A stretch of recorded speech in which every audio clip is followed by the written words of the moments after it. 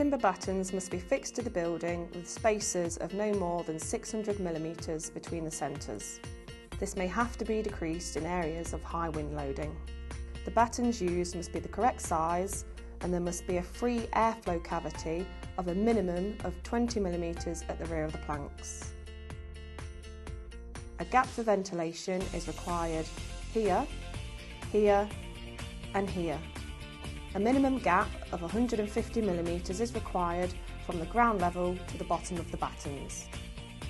Fix a waterproof strip where vertical profiles are to be located to ensure that the batten is protected from moisture ingress.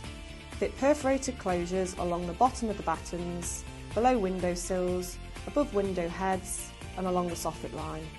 Position, level, then screw the vertical profiles into place. Genuine Cedral profiles will always have an embossed Cedral logo. Position the Cedral starter profile, ensuring it is level, and then screw into place. Place the first Cedral plank onto the Cedral start profile and screw onto every batten.